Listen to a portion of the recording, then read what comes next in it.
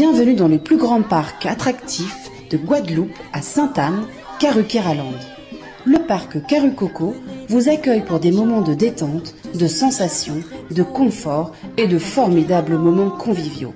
Le parc de Karucoco, impasse des Sapotilles, route de Delair à Sainte-Anne. Karukéraland, c'est aussi Karucoco Lodge, des appartements d'exception à proximité du parc. Piscine, jacuzzi, jardin privatif, des espaces accueillants avec une décoration hors du commun. Des moments de détente uniques en Guadeloupe. Réservez dès maintenant votre séjour sans plus attendre. Hexagone, actualité. C'est une bien jolie fresque qui a été dévoilée aujourd'hui, ici, sur l'un des murs du collège Blaise Pascal de la ville d'Évry. Elle a été réalisée par des collégiens à l'initiative de leurs professeurs et du CIFORDOM. Et parmi les personnes présentes lors de cette inauguration, eh bien, il y avait également le directeur du CIFORDOM que nous avons rencontré. Quand le CIFORDOM a été créé en 82, l'objectif était de se faire connaître et de se faire admettre par la société française. Et on a suivi l'évolution de la société française. En fait, donc on a commencé par éduquer, avec du soutien scolaire qu'on a fait pendant plus de 20 ans, aider des compatriotes qui voulaient grimper dans l'échelon administratif en les préparant à des concours administratifs. Et puis est arrivé après la question des mémoires, où nous avons eu l'idée de proposer au maire de Massy de donner le nom d'une place de la ville à Victor Schœlcher, sur laquelle on a érigé une statue de Toussaint Louverture en 1989. Et c'était pour nous le début de ce qu'on appelle des luttes mémorielles. Voilà, qui nous a conduit à ça. Et aujourd'hui, donc l'année dernière, continuant à évoluer sur ce thème-là, Massy est devenue ville de mémoire. Et ce qui nous permet de faire de l'histoire à Massy, je dirais pendant toute l'année en fait, puisque nous avons le mercredi, dans un établissement scolaire de la ville qui est le collège Blaise Pascal, des cours d'histoire. Histoire de l'esclavage, mais dans un esprit citoyen. Apprendre un peu à nos jeunes, ils ont apporté quelque chose à la France et ils ont droit à la reconnaissance et au respect.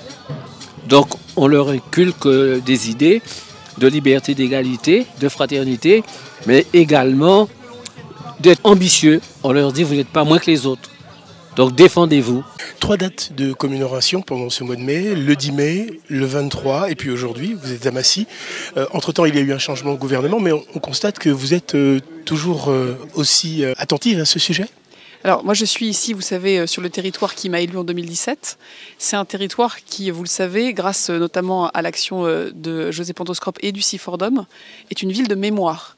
C'est la première statue d'un homme noir érigée en France qui a été inaugurée à Massy. Et c'est un territoire qui, par sa diversité, par son histoire, fait le lien en permanence avec notamment le sujet de l'esclavage, le sujet de l'égalité et le sujet de la citoyenneté républicaine. Donc effectivement, j'ai été élue de ce territoire depuis 5 ans. Je suis aujourd'hui au gouvernement. Et il est pour moi essentiel que les 3 mots de liberté, d'égalité et de fraternité résonnent dans la vie quotidienne. Et indéniablement, quand on parle de mémoire, quand on parle de traite négrière et quand on parle d'esclavage, ces 3 mots ont beaucoup de sens. J'aime beaucoup les mots de Simone Veil, qui dit qu'il n'y a pas tellement de devoir de mémoire, mais bien le devoir de transmettre. Et donc inaugurer une fresque dans un collège, voir des collégiennes qui se sont impliquées, qui ont réfléchi, qui cherchent aussi à donner de l'espoir et de l'espérance, c'est pour moi un lieu à la fois symbolique et aussi un lieu d'action. Nous sommes aujourd'hui donc à Massy pour l'inauguration de cette fresque en commémoration aux descendants d'esclaves. Mais de manière globale, comment s'inscrivent les collectivités dans cette démarche ? D'abord, elles doivent porter le mouvement national. Depuis la loi Taubira, nous avons un point d'appui législatif pour permettre la reconnaissance des mémoires de l'esclavage, des traites négrières et des abolitions, et c'est extrêmement important. Mais derrière cette proclamation législative, il y a besoin du travail de terrain qui est fait par des associations, et aujourd'hui c'est le 40e anniversaire du CIFORDOM. J'étais là aux 20 ans, aux 30 ans, aux 40 ans du CIFORDOM, aux côtés de mon ami José Pantoscrope, parce que ce sont ces associations qui permettent d'irriguer l'ensemble de la société. en milieu scolaire, comme ici, à travers les associations dans les collèges. Et moi, quand j'étais président du département, on travaillait beaucoup avec le CIFORDOM et toutes les associations mobilisées pour ce devoir de mémoire. C'est aussi le travail qui avait été fait de longue date avec Claude Germont à Massy, avec l'installation de cette statue de Toussaint Louverture, place Victor Schœlcher. Et donc voilà, c'est important d'avoir des lois, mais c'est encore plus important d'avoir le travail d'éducation. Moi, je suis attaché à ce que dans les programmes scolaires, je regrette d'ailleurs que ces derniers temps, la mémoire des traites négrières ait été un peu reléguée dans les programmes scolaires. Et ça, c'est un vrai point de difficulté qu'il faudra corriger dans les années à venir. C'est un pan entier de l'histoire de France. Il faut la regarder avec lucidité, avec courage, non pas dans une logique de repentance, mais précisément pour considérer que c'est partie prenante de l'histoire de notre pays. Et c'est la raison pour laquelle le travail des associations est à ce point précieux. D'où vient l'idée de cette fresque ? Alors c'est José Pantoscrope du CIFORDOM qui nous a proposé le fait de faire une fresque murale autour de l'esclavage. Et j'ai trouvé le projet super chouette. Et donc du coup j'ai essayé de contacter un artiste que je connaissais pour faire cette fresque avec mes élèves. Et comment ils ont appréhendé le sujet, justement, parce qu'il était quand même question de faire de la peinture de qualité, ce que l'on peut constater. Est-ce qu'ils n'ont pas eu quelques appréhensions ? Je pense que c'est un projet qui sort un peu du cadre scolaire et donc de ce fait les élèves étaient beaucoup plus partants peut-être que quand on fait des cours un peu classiques. Et du coup ils ont été partie prenante du projet du début à la fin avec tout un tas de petites actions qu'on a menées autour de ça. Et puis je pense qu'ils ont développé un certain nombre de compétences artistiques qui pourront leur servir plus tard. Et du fait que c'est un projet encore une fois un petit peu différent, ça leur a vachement plu. On imagine que c'était un travail pédagogique également autour de l'histoire de l'esclavage. Qu'est-ce qu'ils en connaissaient en amont ? Alors on a étudié en fait le chapitre un petit peu en amont. Le problème c'est que maintenant le chapitre sur la traite négrière n'est pas vraiment un chapitre puisque ça a été supprimé du programme il y a quelques années. Je trouve que c'est un chapitre tellement important que du coup moi je le mets beaucoup plus en avant dans ma programmation. Et de ce fait ils étaient beaucoup plus enclins pour pouvoir faire un projet de cette envergure. Vous garantissez que la fresque va être entretenue, qu'elle gardera toutes ses couleurs vives encore longtemps ? Oh bah, j'espère bien, et puis on va essayer de tout faire pour. Alors il va y avoir une bâche qui va être faite pour qu'on puisse la montrer dans différentes cérémonies. Et puis oui, c'est un petit bijou quand même dans notre collège, donc on a intérêt à la protéger. Combien d'élèves ont participé de manière effective à cette réalisation, à la peinture aussi, en dehors du concept simplement ? Alors, il y a toute une classe qui a été mobilisée, c'est la 4e 1 qui est indiquée par ici, et on a mobilisé 8 autres élèves volontaires du niveau 4e, 3e, donc ils sont 32 à avoir participé à la fresque pendant une semaine, voilà, pour la réalisation. À Massy, 1989, la statue de Toussaint Louverture et la place Victor Schœlcher. Depuis à peu près cette date, on se bat pour qu'il y ait un lieu de mémoire. On a travaillé pour la Cité des Outre-mer. On a également travaillé pour que la fondation se crée. Parce que la fondation a pris la suite du CNMHE. Et aujourd'hui, il y a une proposition qui avait été faite, toujours sous la pression d'ailleurs des associations. Il devait y avoir un mémorial des Tuileries avec les 200 000 noms de nos aïeux esclaves. Et aujourd'hui, c'est encore en gestation, je dirais. On ne sait pas aujourd'hui si ce mémorial aura lieu. Nous sommes des défenseurs de ce mémorial. Nous l'attendons avec impatience. Donc effectivement, je peux envoyer un message au président Macron en lui disant de tenir sa promesse de 2019. Il y a encore un travail de transmission, comme vous l'évoquiez, qui doit être fait pour qu'il y ait peut-être un peu plus de monde dans ce genre de manifestation. Je crois qu'il y a d'abord une transmission vis-à-vis des collégiens. Il y a ensuite une transmission à faire aussi dans leur famille pour que ce soit un projet de société, un projet de citoyenneté partagé.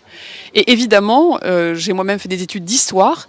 Je crois que l'histoire est quelque chose, comme l'a dit José Pantoscrope dans son discours, qui n'est pas un bloc, qui est fait de récits, qui est fait d'errements et de victoires, qui est fait de zones d'ombre et de zones de lumière. Et c'est bien dans ce récit humanisé, incarné, que nous avons à ancrer notre citoyenneté. Donc c'est pour moi essentiel.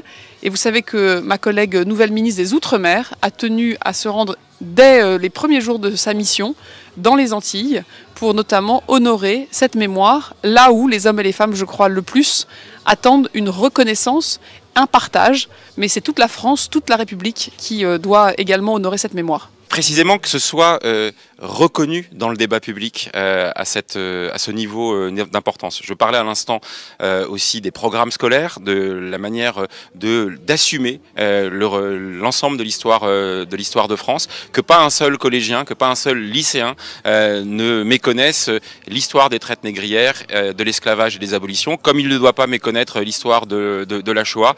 Nous sommes dépositaires de cette mémoire-là, c'est ce qui fait aussi la singularité de l'histoire de France. Et donc, vous avez raison, il y a encore un décalage entre la reconnaissance que les institutions ont pu avoir et puis la manière dont l'ensemble de la société irrigue. Et vous savez, c'est important pour le devoir de mémoire, mais c'est important aussi pour le fameux vivre ensemble et pour lutter contre les discriminations et toutes les formes de racisme qui subsistent dans le pays. Si on ne regarde pas l'histoire du pays, alors on n'est pas en capacité de lutter contre les discriminations.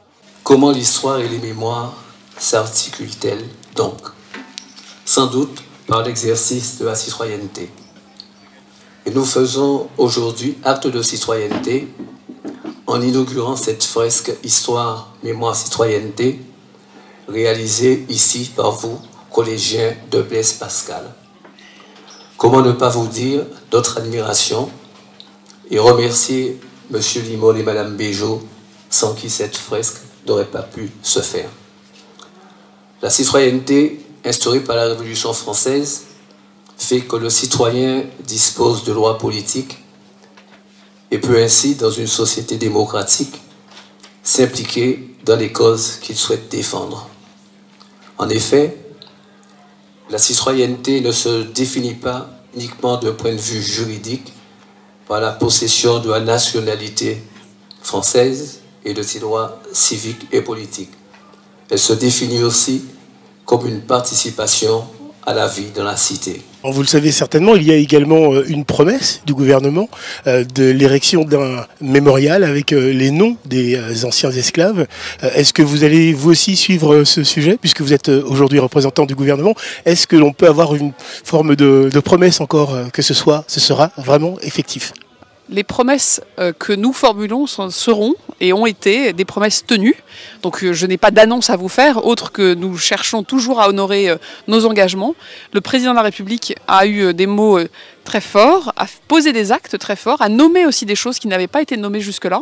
Et donc oui, tout le gouvernement est mobilisé. C'est le travail évidemment de la ministre des Outre-mer, c'est le travail du ministre de l'Éducation nationale, c'est aussi le travail des scientifiques et la fondation qui aujourd'hui est présidée par Jean-Marc Ayrault, a aussi un rôle très important avec les scientifiques pour que nous fassions un travail d'unité.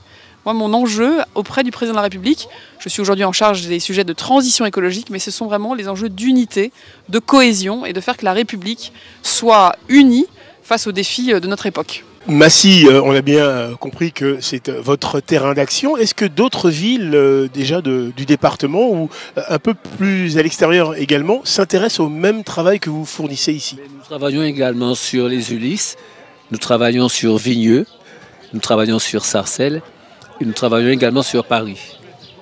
Ce sont les moyens humains et financiers qui nous manquent pour aller plus loin. Alors c'est peut-être un appel que vous lancez également au gouvernement ou à d'autres instances pour vous aider dans ce travail, puisqu'on a noté que dans l'éducation nationale, il y a un déficit d'information sur ce sujet. Non mais c'est certain. Moi ce que j'ai souvent tendance à dire, c'est que le tissu associatif travaille lorsque les administrations sont fermées.